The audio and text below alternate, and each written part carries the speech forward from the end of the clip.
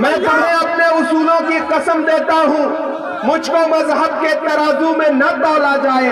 मैंने इंसान ही रहने की कसम खाई है, मुझको हिंदू या मुसलमान न समझा जाए।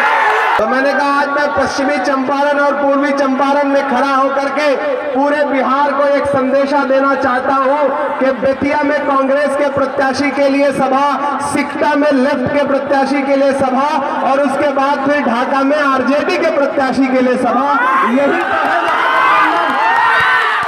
यही तो है महागठबंधन। उधर एक एनडीए का गठबंधन है जिसमें नीतीश कुमार जी चिराग पासवान को निपटा रहे हैं।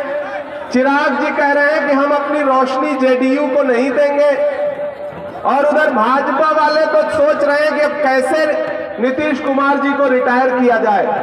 अभी परसों पटना में रोड शो कर रहे थे नरेंद्र मोदी जी, और उन्होंने नीतीश कुमार जी को अपने साथ गाड़ी में खड़ा तक नहीं किया। इससे भी पता चलता है कि इंडिया गठबंधन कितना मजबूत है और एनडीए गठबंधन की हालत क्या है। साथियों, कॉमरेड वीरेंद्र गुप्ता जी आपके चहेते विधायक हैं और पिछले 5 साल की विधायकी नहीं बल्कि पूरी जिंदगी का जो इनका संघर्ष है वो आपके बीच में है। एक आदमी जो संघर्ष करते हुए न ये देखता है कि किसका धर्म क्या है, किसकी जाति क्या है।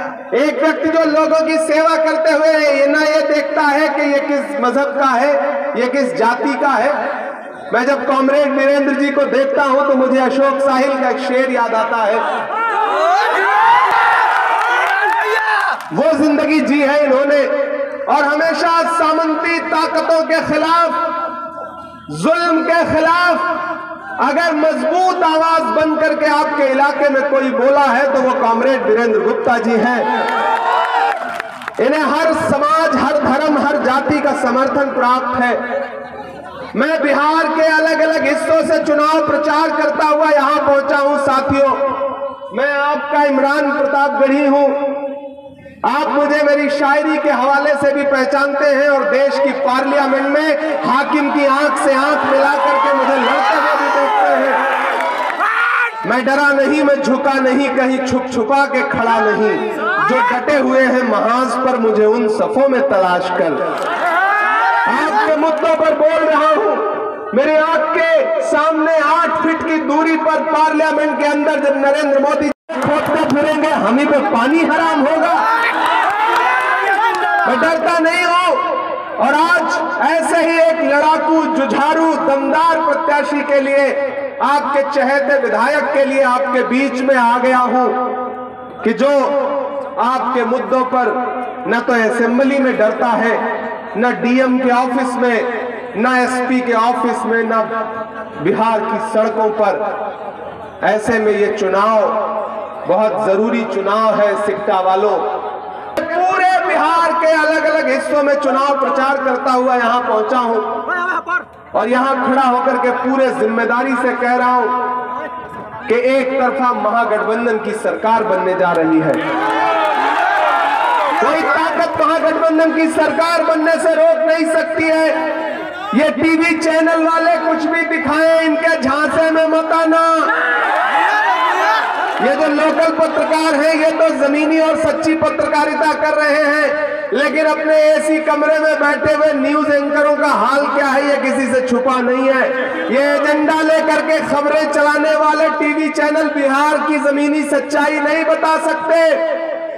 उनको बिहार की सड़कों पर बरसती हुई गोलियां नहीं दिखाई पड़ रही हैं, बिछी हुई लाशें नहीं दिखाई पड़ रही हैं। उनकी नजर में तो सब सुशासन है, लेकिन अगर ये सुशासन है तो लानत है ऐसे सुशासन पर, थू है ऐसे सुशासन पर जिसमें गोलियां चल रही हैं चुनाव के दौरान और लाशें बिछ रही हैं।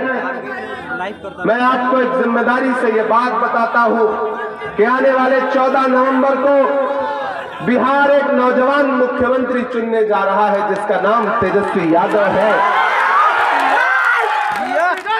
और उसके लिए आपको 11 नवंबर को घरों से बाहर तो निकलना पड़ेगा। यहाँ माएं बहनें खड़ी हैं, नौजवान साथी खड़े हैं, लेफ्ट के लोग खड़े हैं, कांग्रेस के लोग खड़े हैं, आरजेडी के लोग खड़े हैं, वीआईपी के लोग खड़े हैं, आईपी के लोग खड़े हैं, सब एकजुट होकर के खड़े हैं यहां पर। तो मैं सारे साथियों से कहना चाहता हूं, कांग्रेस वालों से तो यह कहना चाहता हूं कि साथियों, महागठबंधन ने कॉमरेड वीरेंद्र गुप्ता जी को आपका प्रत्याशी बनाया है। ईवीएम में कौन नंबर पे है? दो बैठा है। दिल और दिमाग का खेल आप जिस तरह से सलीके से खेल रहे हैं, कोई अमित शाह, कोई नरेंद्र मोदी सिक्का को जीत नहीं सकता है। सिक्का महागठबंधन का है, सिक्का महागठबंधन का रहेगा।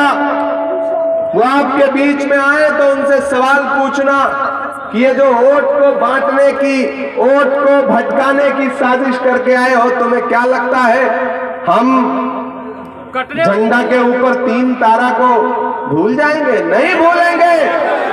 सिक्का में महागठबंधन का चुनाव निशान है, झंडा के ऊपर 3 तारा। घर से बाहर निकलिए, कांग्रेस वालों, आरजेडी वालों, एक बात मेरी ध्यान से सुन लेना कि आप जब 11 को 2 नंबर का बटन दबाओगे, झंडे के ऊपर 3 तारा का, तो आप सिर्फ